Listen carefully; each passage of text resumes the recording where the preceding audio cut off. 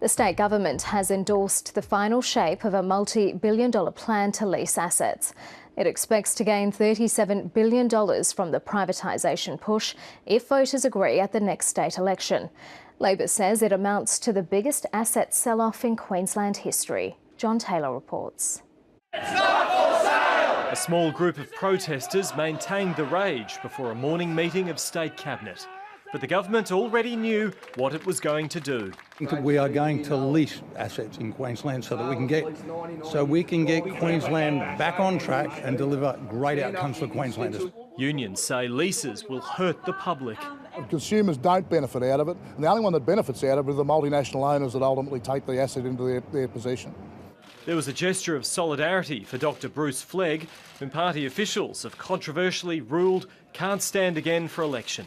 But every LNP member of Parliament has agreed to raising $37 billion through asset leases. This is a fantastic proposal for Queenslanders to consider. We have a strong plan. It deals with Labor's debt, it builds infrastructure, it creates jobs. Ports, industrial water pipelines and power assets will be offered under 50-year leases with options for 49-year extensions.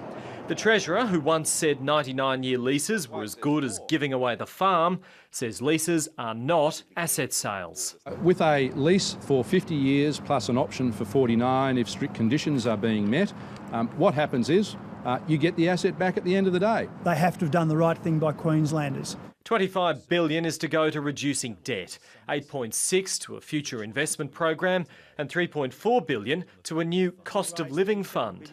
We're talking about cost of living in the coming days, so watch this space. Today, every LNP member is voting for higher electricity prices and job losses.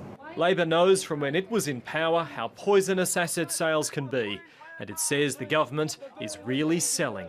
Today will mark the biggest asset sales sell-off in Queensland's history. Queensland is roughly 6 months away from the state election, and the government has signed off on what will be the centrepiece of its campaign. Nothing is to be privatised without an election mandate, so it will be Queensland voters who decide. John Taylor, ABC News, Brisbane. The Treasurer Tim Nicholls joins me now from State Parliament. Good evening, Treasurer.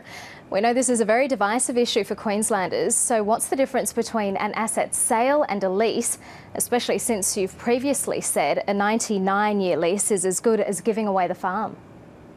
Well, good evening, Karina, and good evening to your viewers. What we've been saying is that we need to pay down the $80 billion worth of Labor debt. And in order to do that, you can either raise taxes, cut services or sell or lease some assets. And today, the LNP Party Room and the LNP Cabinet endorsed a 50-year lease program for some of our assets, which will help us find $25 billion to pay down that debt, $8.6 billion for job-creating infrastructure and $3.4 billion to help cost of living adjustments here in Queensland.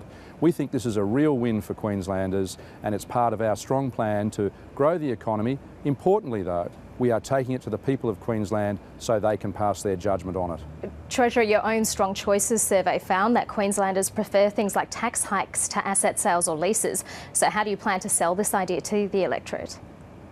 Well, in fact, our Strong Choices plan found that 46% of people preferred the sale or lease of assets, only 28% of people preferred increasing taxes and only 8% of people preferred cutting services. So the vast majority of people understood we need to pay down Labor's debt and deficit. We need to do that in a responsible way, and we've listened to Queenslanders, we've altered our plan, and we're now talking about 50-year leases with the option for another 49 years if strict conditions laid down by the government are met. So what we guarantees, believe this is a real win for Queenslanders. What guarantees can you give that consumers won't pay more for services like electricity?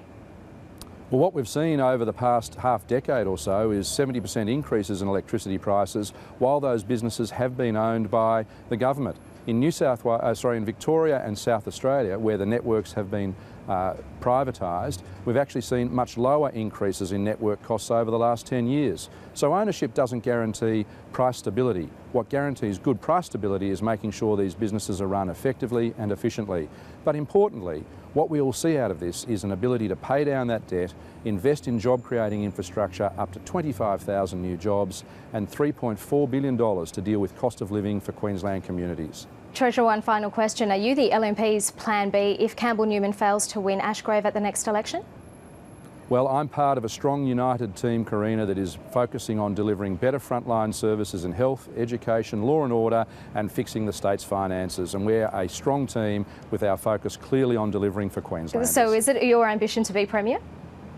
Oh, Karina, as I've told you, I am focused on delivering my part of being part of a strong team, and that's fixing the finances, paying off the debt and investing in that job-creating infrastructure that Queensland's going to need. OK, that isn't exactly a no. Treasurer Tim Nicholls, thank you very much. Thanks, Karina.